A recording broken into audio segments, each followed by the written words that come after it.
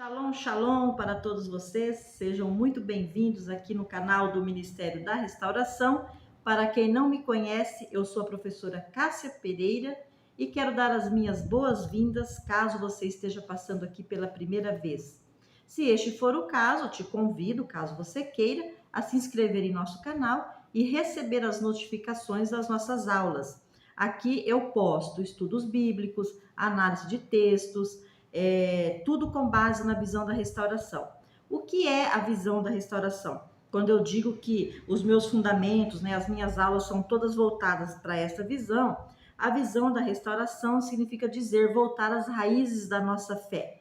Quais são as raízes da nossa fé? Os ensinamentos dos profetas, dos escritos, dos apóstolos de Yeshua. É voltar à origem da nossa raiz. Hoje nós vemos muitas coisas, não é verdade? Um cristianismo morto, um cristianismo afetado, um cristianismo falso, um cristianismo mercenário. E eu, assim como eu, e entendo que assim como você também, deve estar vendo muitas coisas hoje que está entristecendo o seu coração. Então, voltar às raízes da fé, voltar às nossas origens, é voltar aos ensinos da igreja primitiva. Não estou dizendo aos costumes, não é? Porque nós temos uma comunidade da igreja primitiva do século I. Evidentemente, não somos ignorantes, nós estamos no século XXI, ok, pessoal? Eu estou falando das doutrinas bíblicas, dos ensinamentos de Yeshua, que dizem respeito às origens que estão nas Escrituras. Então, a autoridade das nossas aulas está na Bíblia. Eu evito tratar aqui muito de livros, de teologia, certo? Por quê? Porque o objetivo aqui do meu ministério, o Ministério de Mestre, é o ministério que Deus me concedeu, que é o Ministério de Ensino. Eu busco aqui trazer para vocês ensinamentos à luz da palavra de Deus. Essa é a nossa autoridade. Esse é o livro que nos respalda, esta é a doutrina, este é o ensino, o qual nós nos baseamos, nós, filhos de Deus, para caminharmos sobre a face da terra e para sermos abençoados por Deus. Ok? Então, aqui você vai encontrar aqui ensinamentos neste sentido. Ora, eu trouxe um tema para vocês, foi um tema que Deus me deu essa semana, agora já começando para o mês de fevereiro. Fevereiro é um mês muito importante, viu? É um mês importante para a sua espiritualidade. Por quê? Porque é um mês em que você vai ver alastrado pelo mundo o início de muita imoralidade sexual por conta do carnaval que já está chegando, certo? Uma festa na qual Deus não está, uma festa na qual o cristão não pode nem pensar em colocar os pés, ok? Porque Deus não está neste ambiente. O Espírito Santo de Deus, ele habita num ambiente profético, num ambiente restaurado, num ambiente de santidade, num ambiente onde as leis dele são aplicadas. Então, neste mês que começa a se iniciar aí, não é? Esses programas de televisão abusivos, certo? Então, hoje, nada mais oportuno do que a aula que nós vamos tratar, que vai estar no livro de Efésios, Efésios no capítulo 4, nós vamos estudar o capítulo inteiro hoje. Eu dividi esse capítulo aproximadamente em 4 partes. Como é que nós vamos dividir aqui o estudo? Eu vou ler de um versículo, do primeiro versículo até uma quantidade, depois assim sucessivamente, e eu vou ministrando para vocês os ensinos que tem aqui, o que é que Deus tem para nós aqui, por partes, ok, pessoal? Para que aquele que não tem costume também, com a leitura bíblica, possa ir nos acompanhando. Eu busco aqui tratar das aulas para que tanto o leigo, tanto para aquele que está começando, tanto para aquele que está iniciando, como também para aquele que já tem maturidade, não é? Para que todos possam ter aí um aproveitamento da nossa aula, ok? Lembrando para você também que eu vou deixar aqui embaixo no link, tá? Vou deixar aqui embaixo o link do material da aula, tá? Os slides, aí são poucos slides, mas caso você queira repassar depois, utilizar na sua célula, na sua reunião de oração, na sua ministração, não tem nenhum problema, ok? Pode utilizar o material sem nenhum problema, certo? Você só não pode fazer plágio, ok? pegar o material e dizer que foi você quem criou. Não, não precisa fazer isso, mas pode usar o material à vontade, ok? Vamos então para a nossa leitura e o tema da nossa aula é restauração da maturidade mental e espiritual. Olha que coisa importantíssima que Deus vai tratar com você hoje.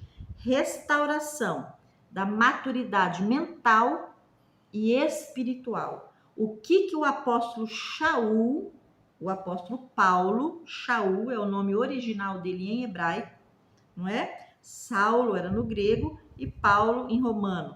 Então, nós utilizamos na língua latina, então aqui o apóstolo Paulo, certo? O que ele tem para nos ensinar? Vamos lá. Não se preocupe porque você vai acompanhar aqui comigo os slides. Efésios capítulo 4, do verso 1 ao 10. Eu vou ler do versículo 1 até o versículo 10 para você. Dentro do versículo 1 até o versículo 10, eu construí aqui para você 3 tópicos, certo? 3 tópicos para fazermos uma exegese desta leitura. O primeiro tópico diz: a quem Shaul ou Paulo se dirigiu quando ele falou sobre estas coisas, com quem ele estava falando, certo? 2, a natureza da unidade, um por todos, por meio de e está em. E o terceiro tópico, distinção entre cativeiro e presentes. Vamos então aqui para a nossa leitura bíblica, ok? Vamos fazer aqui uma leitura bem tranquila aqui do capítulo. Verso 1. Portanto, como prisioneiro unido ao Senhor, rogo-lhes a quem vivam de forma digna do chamado com o qual foram chamados. Sejam sempre humildes, gentis e pacientes, suportando uns aos outros em amor e façam todos os esforços para preservar a unidade concedida pelo Espírito, mediante o poder unificado de Shalom, não é? O poder unificador de Shalom, da paz de Deus. Há um corpo e um espírito. Então, veja bem, há um corpo e há um espírito. Como há uma esperança para a qual vocês foram chamados.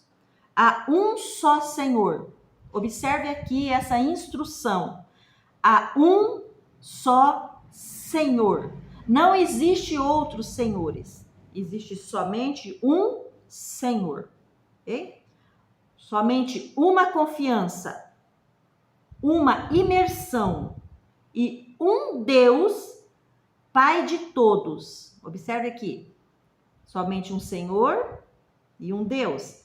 Ele é Pai de todos, que rege todos, atua por meio de todos e está em todos.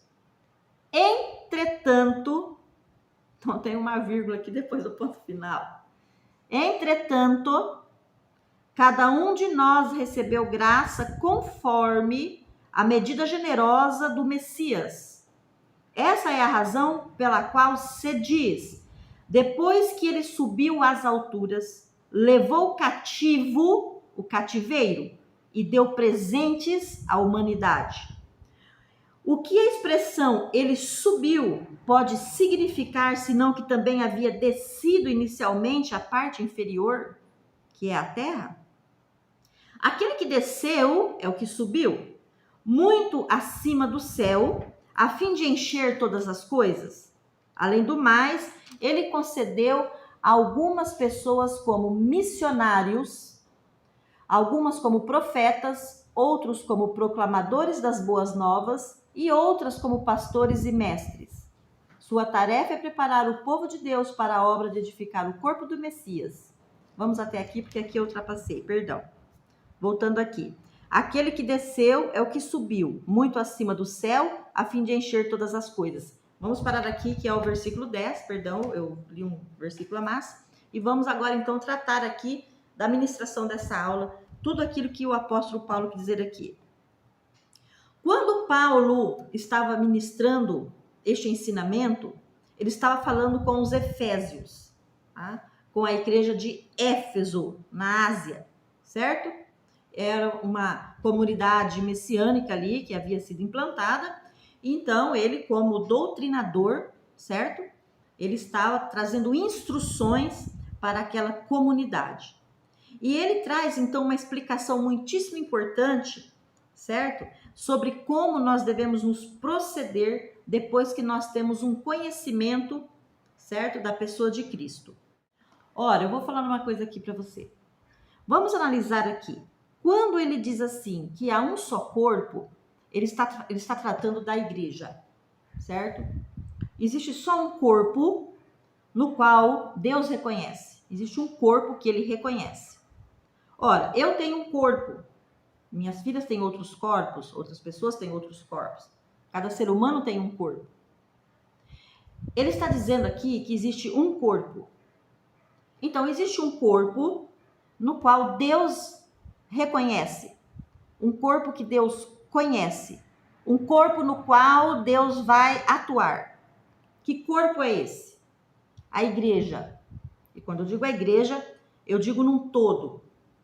Quando eu digo igreja, eu não digo em templo e nem em placa. Quando eu digo igreja, eu estou dizendo pessoas. Existe um conjunto de pessoas que formam um corpo. E este corpo é o corpo que Deus conhece. É o corpo que Deus reconhece. E é o corpo onde Deus vai atuar mediante o seu Espírito. Este corpo, ele é governado por um só Deus. Um só Deus. Qualquer pessoa que faça parte deste corpo, que esteja adorando ou cultuando outro senhor, ele é uma figura estranha dentro do corpo, certo? Porque este corpo, ele possui características próprias e natureza própria. Por isso que eu digo que Deus conhece e reconhece. Conhecer é uma coisa e reconhecer também é outra coisa, não é? Eu conheço você e também te reconheceria em qualquer outro lugar.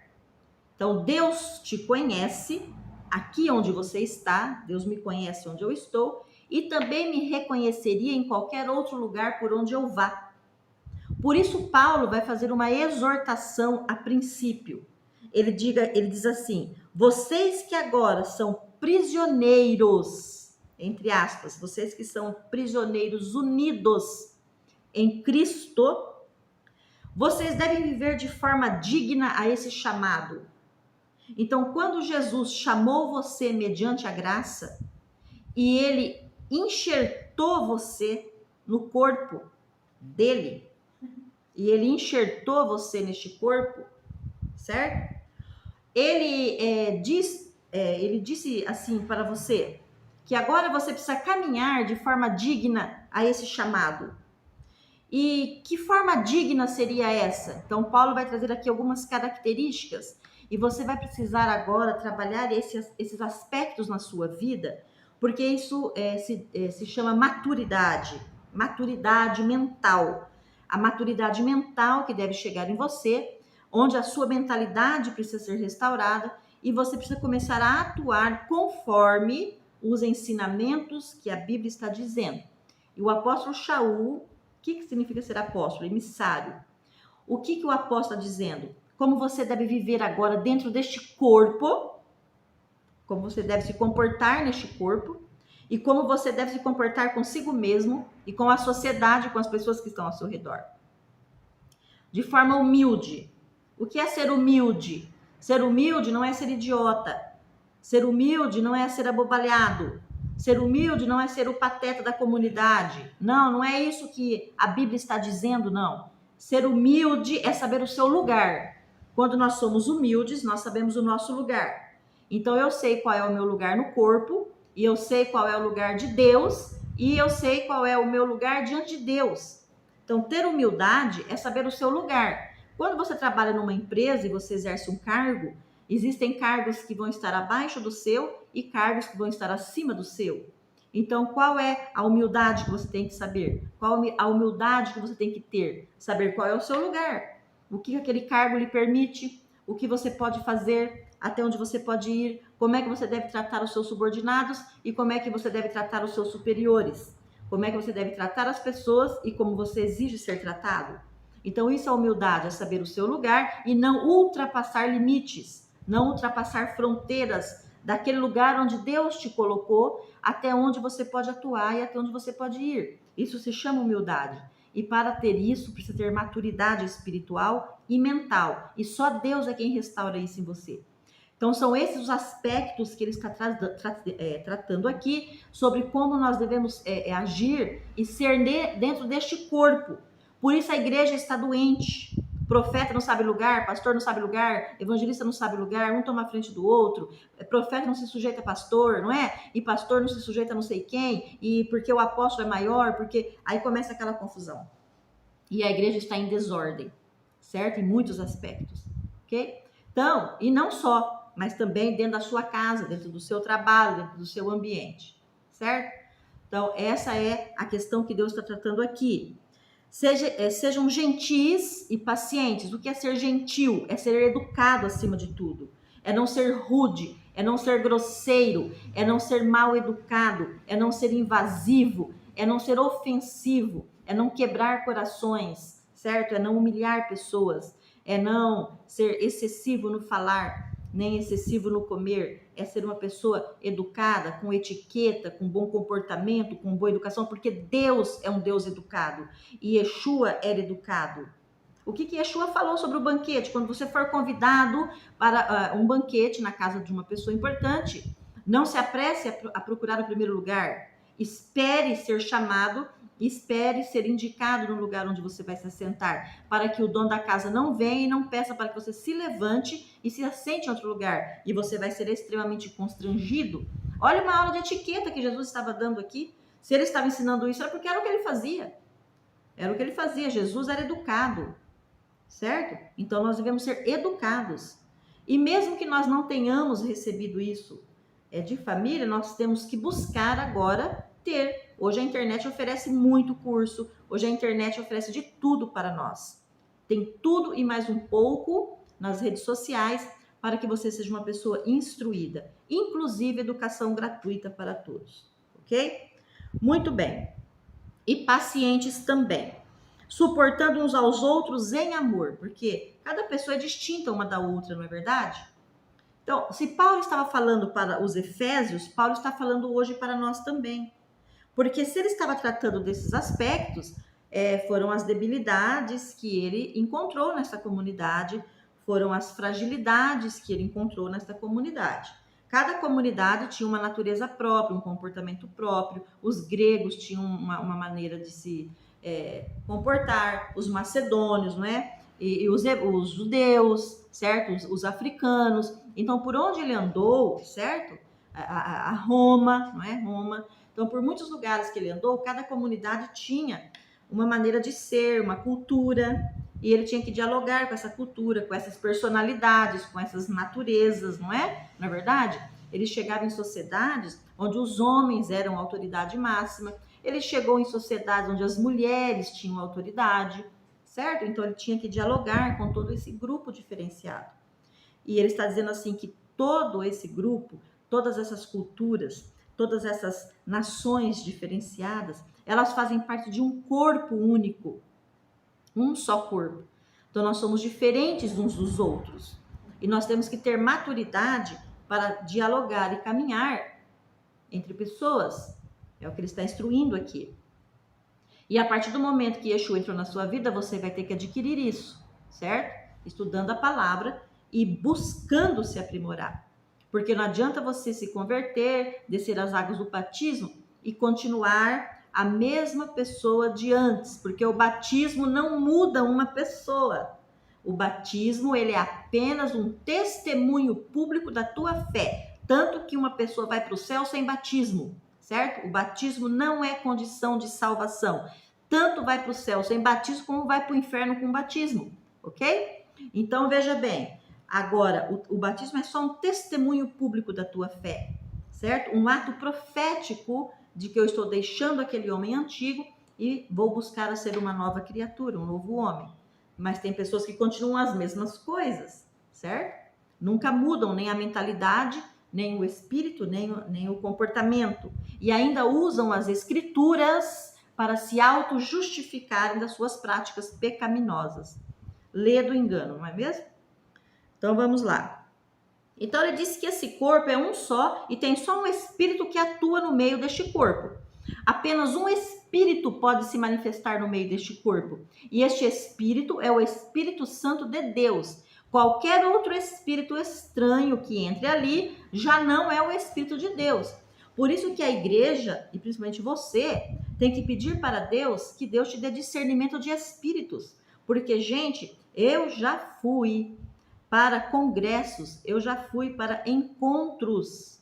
Vou dizer aqui, olha, uma vez eu fui para um encontro de mulheres e uma mulher ali falava em línguas estranhas e ela rolava no chão e ela pintou e bordou ali e todo mundo ali achando que a mulher estava cheia do Espírito Santo e eu e mais uma intercessora nós estávamos orando e ali Deus nos revelou, não sou eu. E nós fomos lá então e nós expulsamos o espírito imundo que estava naquela mulher, certo? Não era uma mulher convertida ainda, ela estava no congresso, né, recebendo Jesus ali, e veja bem, um espírito ali começou a atuar, confundindo com línguas diferenciadas, como se fosse um batismo com o Espírito Santo, e era um espírito imundo, era um demônio que estava atuando, certo? Então, por isso ele está chamando aqui a atenção. Existe só um espírito com E maiúsculo, que é o Espírito Santo de Deus. E o Espírito Santo de Deus, ele tem ordem, ele tem conduta, ele tem santidade, ele tem educação, ele tem respeito com as coisas de Deus. Começou atitudes estranhas, coisas estranhas, comportamentos estranhos no púlpito, comportamentos estranhos. Ali é necessário que haja uma análise do profeta, do intercessor que esteja ali, do pastor que esteja ali, não é? Porque, não se enganem, né? Existem muitos lobos com vestes de ovelha se chamando de pastores e pastoras e são pessoas cheias de espíritos imundos, certo? Cheios de espíritos imundos com práticas ocultistas dentro da igreja. Essa é a grande verdade, tá? E aqui ele prossegue: há um só Senhor e uma só confiança, e um Deus que é Pai de todos. Então, Deus, ele é Pai de todos? Sim, ele é Pai de todos, porque Deus criou os homens, Deus criou a natureza, Deus criou o mundo. Só que a Bíblia diz que todo aquele que é criado, ele é uma criatura de Deus. Ele é uma criação de Deus, certo? O homem é uma criatura, ele é uma criação de Deus. Quando nós aceitamos essa paternidade e quando nós aceitamos o seu filho, aquele emissário, o mensageiro que ele mandou, o nosso intercessor, o nosso representante, o representante de Deus na terra, quando o filho dele se encarnou em forma humana, desceu dos céus e veio às partes inferiores, que é a terra, certo? Quando ele se fez em carne, desceu até a terra, esse filho dele, o único, unigênito e primogênito filho de Deus, quando ele se encarnou e desceu à terra, ele veio para revelar essa paternidade, ok? Então, quando eu aceito este filho, e eu sou salvo por esse filho, porque ele disse que ninguém pode chegar ao Pai se não for por ele, ninguém tem salvação se não for por ele, certo? Quando eu aceito este filho e aceito esta paternidade, aceito Yeshua na minha vida, aceito Jesus Cristo na minha vida, certo? Então eu passo a ser filho de Deus. Então, preste atenção, Deus é Pai de todos, Pai de todos. Mas nem todos são considerados filhos dele, porque eles não querem ser filhos dele. Ele quer ser pai de todos, mas nem todos querem ser os seus filhos. Entendeu agora? Então, por isso que, independente, existe uma bênção derramada no mundo. Existe uma bênção, porque quando Jesus foi crucificado na cruz, ele morreu para toda a humanidade. Ele morreu para toda a humanidade. Só que não é toda a humanidade que o quer, entendeu? Ele se deu por todos, mas nem todos reconhecem isso e nem todos querem isso. Então, cada um siga o seu caminho, certo? Porém, salvação só vem por meio dele, ok? Então, Deus quer ser pai, mas nem todos querem ser filhos. E existe uma distinção daí na minha vida? Claro que existe. Como que não vai existir a distinção? Como é que não vai existir um favor? Como é que não vai existir uma bênção do céu? Para aquele que ama a Deus, para aquele que aceita Jesus, para aquele que é salvo, para aquele que ama as leis de Deus, para aquele que não peca, para aquele que não pratica adultério, para aquele que não assassina, para aquele que não comete imoralidade sexual, para aquele que honra a Deus, honra os pais. Como que não? Para o homem que honra a esposa, honra os seus filhos, honra a sua casa? Como não? Ué, se for assim, não é? Qual o objetivo de nós termos Jesus na nossa vida? Então, existe aqui uma diferenciação depois, que é assunto para outro caso, de favor celestial, né? Muito bem. Mas ele fala aqui, ó, que este Deus, que é Pai de todos e que rege todos. Então, veja, Deus manda em tudo, viu? Não vem com esse discursinho aí, não, que Deus não tem poder, que um dia o diabo vence, que um dia Deus vence, que existe a luta do bem contra o mal. Não existe nada disso. Existe só um Deus, Pai de todos, que rege todos. Todas as pessoas estão sujeitas ao poder de Deus. Nenhum homem tem poder contra Deus. O único poder que o homem deu para Deus foi o livre-arbítrio de dizer não para Deus. O único poder que o homem tem é dizer assim: não, Deus, eu não te quero. Este poder Deus deu para o homem. Deus, não, eu não te quero. É o livre-arbítrio do homem. Deus não é um déspota, Deus não força ninguém. Deus não é um faraó, Deus não é um ídolo que exige sacrifícios, certo? Que existe mutilações, que existe chicoteamentos, certo? Deus não é um Deus que exige destruição de famílias, que exige destruição de casamento, que exige derramamento de sangue para você enriquecer. Não, esse não é o Deus da Bíblia, viu? Ele é um Deus que rege todos, o Pai das luzes, que rege todos. Todos os homens estão sujeitos a este poder. Não existe nenhuma autoridade superior a de Deus. Demônios não são superiores, demônios não vencem Deus, demônios são criados, são anjos criados e caídos, precisam da autorização de Deus, estão na terra atormentando? Estão, mas tem limites, certo? A Bíblia diz que eles não podem tocar na vida do homem, nem tirar a vida do homem se Deus assim não permitir. Tem limites, estão sujeitos, devem obedecer, obedecem a Deus, eles obedecem a Deus, certo? Eles são escravos de Deus, eles obedecem a Deus, ok? E o homem também está sujeito a Deus, viu? O homem não é superior a Deus em nada. Então, Deus rege todos, certo? E Deus atua por meio de todos. O que ele está dizendo aqui? Ele está dizendo que as coisas que vão acontecer para você na terra, Deus também vai utilizar o homem, gente. Ora, se você precisa de um médico, como é que você vai ser tratado por esse médico? Ora, Deus vai atuar cura por meio desse médico. Deus vai produzir curas sobrenaturais? Sim. Vão vir curas através de orações e milagres? Sim. Mas vão vir curas também por meio dos médicos, certo? Por meio dos médicos, tá? Eu preciso, eu quero ser um juiz. Olha, você precisa fazer um concurso público, então toda a sua atuação vai depender de atuação humana, por meio de homens. Então, tudo que Deus faz, ele faz por meio de todos. Deus utiliza as coisas criadas, Deus utiliza o universo, Deus utiliza pessoas, Deus coloca pessoas em conexão, Deus aproxima pessoas, Deus une pessoas, Deus traz pessoas, Deus leva pessoas, Deus planta pessoas na sua vida, Deus arranca pessoas da sua vida, viu? Então ele atua por meio de todos.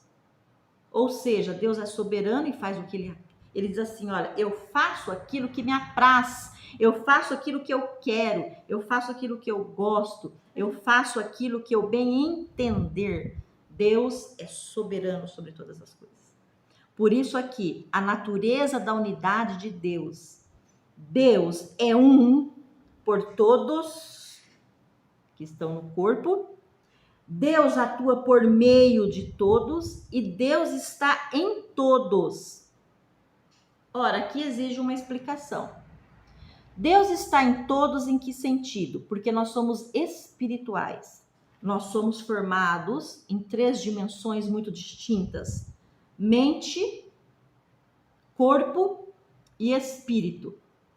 Deus é espírito, por isso que ele está em todos, porque este único espírito, este único Senhor e único Deus que é espírito, possui a capacidade de conversar com todas as pessoas sobre a face da terra, sejam filhos, sejam criaturas. Ele conversa com todos porque o espírito dele se conecta com o teu espírito. Por isso que ele diz que ele tem o poder de estar em todos. Não quer dizer que o Espírito de Deus vai atuar naquilo que você quer ou nas coisas que você está fazendo. Porque conforme as suas práticas pecaminosas, o Espírito de Deus não está atuando. Veja, então quando diz aqui que o Espírito de Deus está em todos, é por causa da conexão. Então, se você fizer uma oração, Deus ouve. Se o teu espírito clamar, Deus ouve. Se você buscar por Deus, Deus ouve. Por isso que ele está em todos, porque ele se entrelaça com o espírito humano. Mas o fato dele se comunicar com todos os seres viventes sobre a face da terra não quer dizer que ele esteja atuando favoravelmente em seu favor, porque as suas práticas pecaminosas afastam a presença de Deus da tua vida. Então veja, Deus sente você, Deus se conecta com você. Porém, Deus não pode atuar na sua vida porque ele é santo e porque você vive em pecado. Então, por exemplo, você não sai do pecado adultério. Aí você fica orando para Deus mandar uma bênção para você. Mas você está em pecado de adultério, você está em abominação contra o seu cônjuge. Você está destruindo o seu cônjuge. Você está matando o coração do seu cônjuge. Deus não ouve a oração daquele que mata o coração do cônjuge. Como é que vai ser isso? Entende? Por isso que eu quis explicar aqui, porque existe muita aula aqui, muita coisa aqui favorável para nós. Distinção entre cativeiro e presentes. Finalizando essa primeira parte, ele diz aqui: depois que ele subiu às alturas, levou cativo o cativeiro e deu presentes à humanidade. O que é um cativeiro? É uma prisão. Quem era o chefe dessa prisão? Satanás. Quem tinha a chave do cadeado da prisão? Satanás. Quando Jesus vem na terra, ele arranca da mão de Satanás essa chave. Ele arranca da mão de Satanás. E quando ele sobe aos céus, ele leva cativo o cativeiro. Ou seja, ele leva preso com ele tanto a prisão quanto o aprisionador. Ora, então está na mão de Yeshua a libertação. A libertação pertence a ele. Satanás te prendia, Satanás te prende. Mas Jesus é o que não prende e Jesus é o que liberta. Por isso que ele fala, ele levou cativo, ele levou preso com ele o cativeiro. Ele levou para sempre a prisão que te prendia. Então, uma vez que ele te liberta, libertado você está. E você precisa procurar agora viver de acordo com essa liberdade que você tem. De acordo com essa cura que você tem. Certo? Porque Jesus te tirou de prisões espirituais. De prisões mentais. Certo? E você agora precisa receber os presentes que ele tem para te dar. Que é a segunda parte da nossa aula agora. Que presentes são esses que ele deixou para a humanidade? Que nós vamos prosseguir aqui, dizendo, essa primeira parte introdutória, uma parte mais aprofundada, porque é uma parte que tem muito conteúdo para ser aqui explicado, não é? Mas eu tenho certeza que você já está aqui compreendendo muitas coisas. Depois você vai voltar a ler Efésios 4 e você vai ter agora uma nova lente, não é?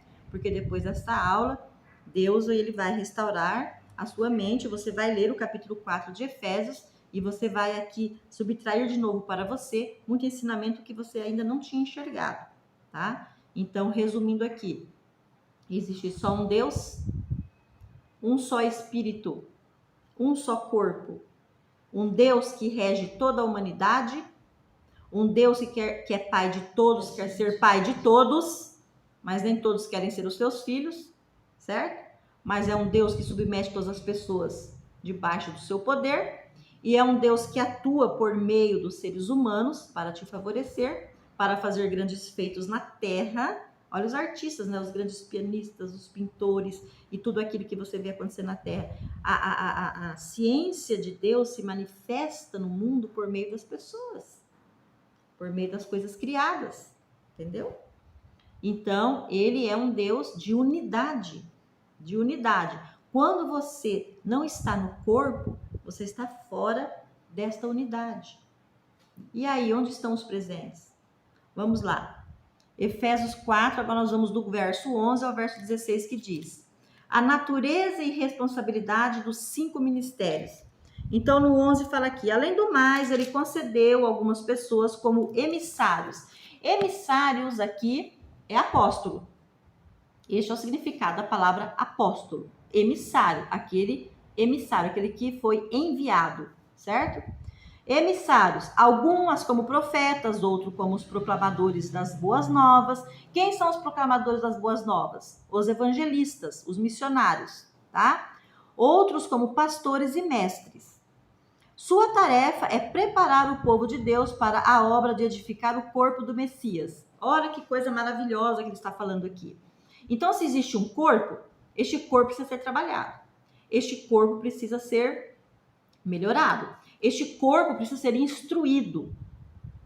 Então, quais são as ferramentas que Deus colocou na terra para que este corpo possa ser instruído? Os 5 ministérios. Ele deu presentes para a humanidade. 5 grandes ministérios. Certo? Ora, esses ministérios, essas pessoas que recebem esses ministérios, eles possuem ferramentas dadas para edificar o corpo do Messias, até que todos possamos chegar à unidade implicada pela confiança e pelo conhecimento do Filho de Deus e à plena virilidade, segundo o padrão de maturidade estabelecido pela perfeição do Messias. Não seremos mais crianças levadas de um lado para o outro por ondas, nem jogados por todo vento de ensino, à mercê de pessoas astuciosas que inventam formas de enganar. Em vez disso, falando a verdade em amor, cresceremos em todo aspecto em direção àquele que é o cabeça. Cristo é o chefe, o Messias, ele é o cabeça, ele é a autoridade máxima. Sob seu controle, o corpo todo é ajustado e mantido junto pelo suporte de todas as juntas, cada parte trabalhando para cumprir sua função. Esta é a forma pela qual o corpo cresce e edifica a si mesmo em amor. Olha que coisa maravilhosíssima. Aqui ele bate o martelo, minha gente. Deus entregou para o seu Filho toda a autoridade sobre a face da terra. E Yeshua é o cabeça sobre os 5 ministérios. E Yeshua é o líder sobre os 5 ministérios. E Yeshua é o chefe da igreja, é o cabeça da igreja, viu? E ele diz aqui que esses 5 ministérios devem ser equipados para trabalhar o corpo de Cristo, para edificar o corpo de Cristo. E nós estamos vendo uma grande palhaçada na terra. Nós estamos vendo pessoas pegando os seus ministérios e transformando isso num grande comércio, numa grande vergonha, viu? Numa grande vergonha. Então, por isso Paulo vai chamar aqui, nós devemos alcançar essa virilidade. O que ele está falando de virilidade? O que é um homem na plenitude da sua virilidade? É um homem na plenitude da sua maturidade. Eu estou falando agora aqui para homens e mulheres. Ele falou assim, vocês não podem ser mais crianças sendo levados por todo o vento de doutrina. Aparece uma pessoa que cai de paraquedas no Instagram, pega uma pedrinha verde, eu achei essa pedrinha no rio, olha que linda, olha, essa pedra tem superpoderes, nós vamos agora, eu quero ensinar para você o cosmos, eu quero ensinar para você a força do cosmos, eu quero ensinar para você as bênçãos que vai vir dessa luz verde que está nessa pedra. Você está me entendendo o que ele está chamando a atenção aqui? Deixe de ser criança, deixe de ser infantil, deixe de ser levado por toda onda de doutrina, toda onda abusiva, toda coisa ridícula, todo ensino medíocre, todo ensino antibíblico. Eu não estou falando aqui de igreja, de cristianismo, não estou falando de doutrina de igreja católica, não estou falando disso não. Eu estou falando de pessoas charlatãs que se passam pelos ministérios. Eu estou falando de pessoas que estão brincando com outras pessoas e as pessoas estão carentes do poder de Deus e de restauração e elas acabam então o quê? Embarcando em toda sorte de doutrina, porque a internet está podre. A internet está podre de doutrina satânica, de doutrina de nova era, de doutrina antibíblica, destruindo pessoas, levando você a cultuar galho de árvore. Entendeu como é que é? Levando você a cultuar galhos de árvore. Quando Deus é um Deus santo, quando Deus é um Deus poderoso. Então ele está dizendo aqui, você precisa estar debaixo do controle.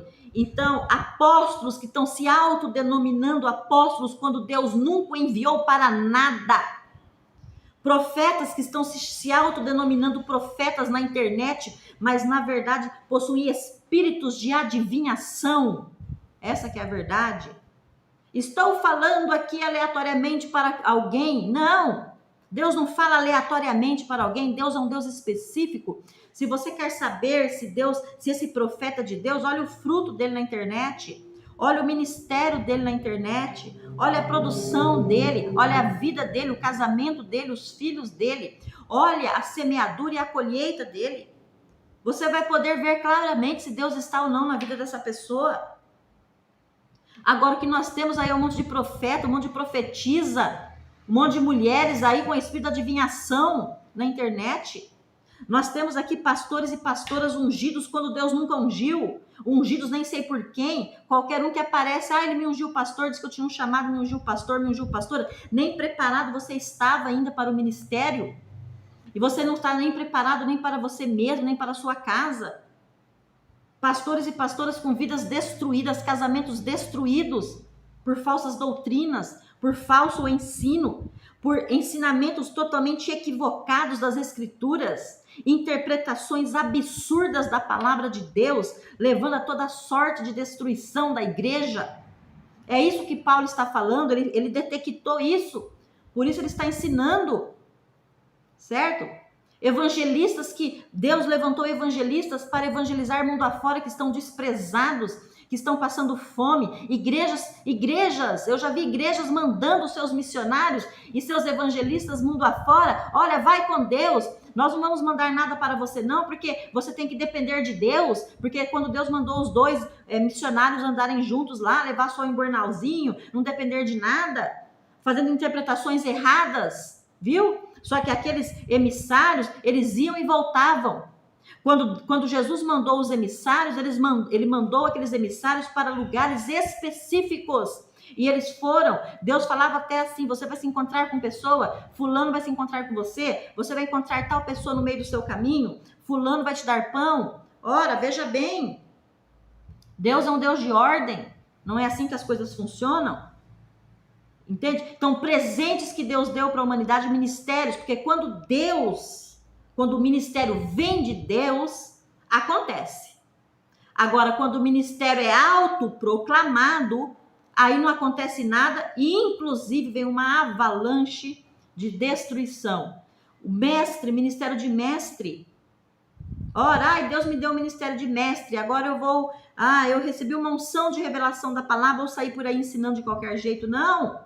O mestre, ele estuda. Paulo era um homem estudado, Paulo foi um homem culto, Paulo foi um homem erudito, Paulo era poliglota, Paulo foi tratado na Torá, Paulo foi ensinado na Torá, Paulo conhecia as leis de Deus, Paulo foi discípulo de uma das maiores escolas de ensino da época, discípulo de Gamaliel, entendeu?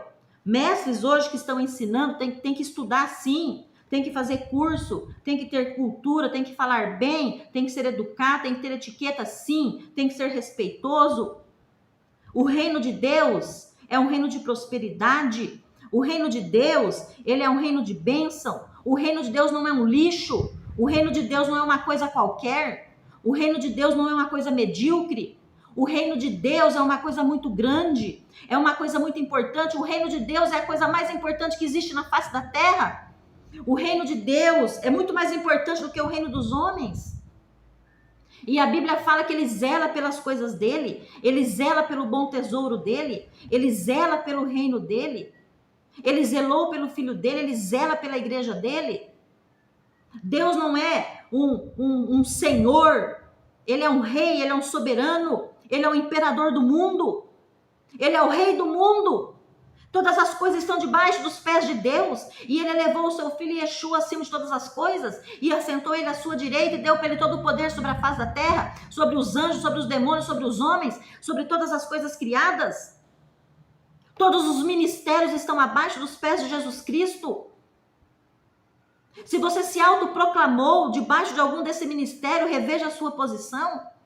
Se foi Yeshua quem te chamou, se foi ele quem te chamou, o que você está fazendo, como você está se portando, como você está interagindo, como você está representando este reino. Você é um embaixador na terra deste reino, ou você é uma vergonha para esse reino, que tem que ser exilado desse reino? Eu estou sentindo uma presença de Deus aqui para falar. Geralmente não é muito o meu estilo, é meio pregação, eu gosto mais de ensinar um pouco mais calma, mas aqui Deus está falando algo para a igreja, e aqui eu estou ministrando para a igreja. Se você quiser me ouvir, amém. Se você não quiser, pode ir embora. Eu não estou ministrando aqui para os cães, eu estou ministrando aqui para o povo de Deus, eu estou ministrando aqui para o corpo, eu estou ministrando aqui para a igreja, porque Deus me deu o ministério de mestre, e ele foi reconhecido por inúmeras vezes por grandes profetas, e eu tenho isso muito claramente na minha vida, até pelas oportunidades que Deus me deu de desenvolvimento intelectual, de formação acadêmica, de conhecimento das escrituras. As oportunidades e aonde Deus me levou nos últimos 25 anos da minha vida, sendo preparada, sendo estudada, e ainda não alcancei nenhum pingo do ido que Deus pode dar. Não foi fácil chegar até aqui. Ou acha que eu simplesmente peguei a minha Bíblia e saí por aí falando, eu sou uma professora e vou ensinar? Não. Foram muitos anos da minha vida no altar, foram muitos anos da minha vida me consagrando, foram muitos anos da minha vida me restaurando, foram muitos anos da minha vida. Há mais de 5 anos eu estou junto com os meus rabinos sendo restaurada. Viu? Sou membro da sinagoga Har Sion, lá de Belo Horizonte. Tenho um líder sobre a minha vida. Há mais de 5 anos sendo restaurada em todos os aspectos, sendo ensinada na Torá, fazendo cursos, e aprendendo, investindo dinheiro no reino para aprender, para poder ensinar. Entende? Não é assim chegando um qualquer, deixa eu explicar aqui o que Deus está falando, que eu acho que é isso que Deus está falando. O que é isso? O corpo de Deus, ele diz assim, existe uma unidade no meu corpo, existe um só Espírito que atua no meu corpo, existe só um Deus que atua nesse corpo, existe só um cabeça que atua neste corpo, que é Yeshua. Existe só uma autoridade da palavra, que é a Escritura. E a Torá é Ele. A Escritura é Ele. As leis são Ele. Todas as leis estão aqui. É o próprio Yeshua. Que é isso? Entendeu? Essa palhaçada que estamos vendo, esse comércio com a palavra de Deus, vendendo pregação, cobrando 50 mil para subir num púlpito para pregar. Quem que é você que cobra 50 mil para pregar num púlpito? Que é isso? Quando foi que Deus mandou você cobrar 50 mil para você ir pregar? Eu não estou falando que eu tenho nada contra a prosperidade, não. Eu sou uma pessoa que Deus me prospera. E Paulo disse que o trabalhador faz jus ao seu pagamento, e os servos de Deus são sustentados pelas ofertas, pelos dízimos, sim. Os ministérios de Deus são sustentados, sim, pela mão de Deus. Agora, ser sustentado é uma coisa, ser mercenário é outra, muito diferente. Temos que ter equilíbrio em tudo que fazemos. Ora, é claro que se Deus me dá um tema de um livro, se Deus falar assim para mim, eu quero que você escreva um livro, é claro que eu vou escrever um livro, e o livro vai ser editado, e vai passar por uma editora, e vai ser mandado para as livrarias, e vai ser vendido, claro, porque o livro não vai cair do céu, o livro vai ser comercializado. Ora, então eu estou trabalhando para o reino, Deus me deu um ensino, Deus me deu um tema para edificar a igreja, mas ao mesmo tempo Deus me deu um sustento por meio dele. Eu não estou criticando essas coisas. Não estou criticando nada disso. Não estou criticando a prosperidade da igreja, inclusive igreja que não é próspera, não é? Tem que ver o que está acontecendo. Agora, tem que saber quem está lá, não é? Tem que saber quem é charlatão, quem é lobo no meio de Deus aí, no meio do povo de Deus. Quem que é charlatão, quem que é mercenário, viu? Quem que tem espírito de adivinhação, se passando de profeta, enganando o povo de Deus aí, viu? Enganando o povo de Deus. Ah? Pedro se deparou com um homem que levitava, caiu, quebrou as pernas. Paulo, quantos dias lá caminhando e ministrando, e a moça lá atrás dele profetizando e falando, este é o homem de Deus, ouçam ele, olha o grande homem de Deus, exaltando Paulo. Ele repreendeu o demônio que estava nela, debochando dele. Ele repreendeu o demônio que estava nela, entendeu? Então tome muito cuidado com os ministérios que você diz que tem, viu? O emissário, vamos falar um pouco aqui para esclarecer. O apóstolo, que é um emissário, ele é um governo espiritual.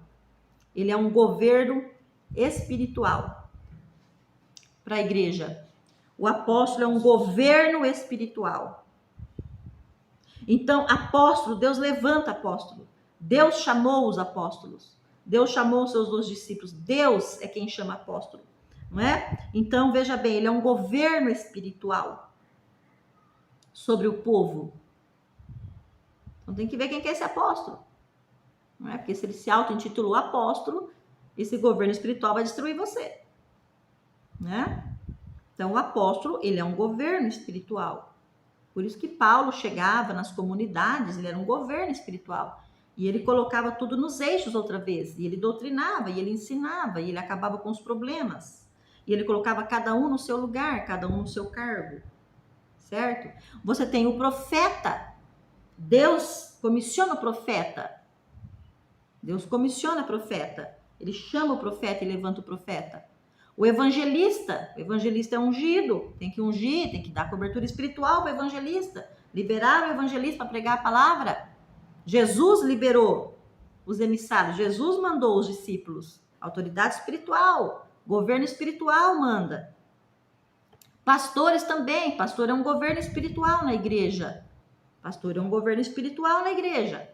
Então, se o pastor é um governo espiritual na igreja, os mestres, os profetas, os evangelistas, eles devem respeitar o governo espiritual da igreja. Não podem passar por cima deste governo espiritual. Tem que estar abaixo desse governo espiritual. Tem que respeitar, certo? Agora, quem é esse pastor que está lá no púlpito? Certo? E quer um sinal?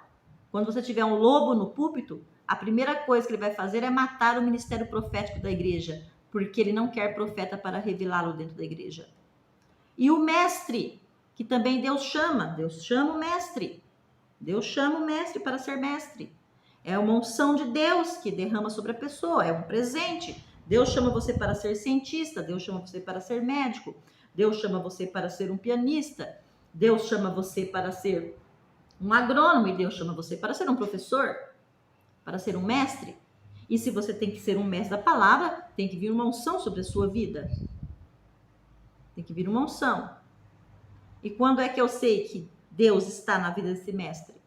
Quando aquilo que ele ensina produz um efeito restaurador na vida da pessoa. Um efeito restaurador na vida da pessoa. Vamos continuar para encerrar.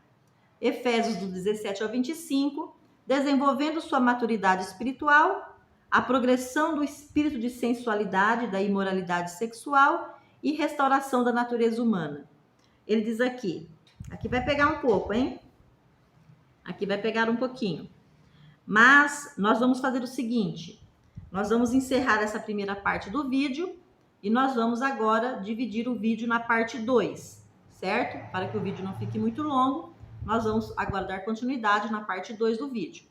Então, depois que você assistir aqui, vai estar disponibilizado também na sequência lá no YouTube 2 vídeos para você, o 1 e o 2, ok? Te espero na parte 2, nos encontramos lá. Shalom!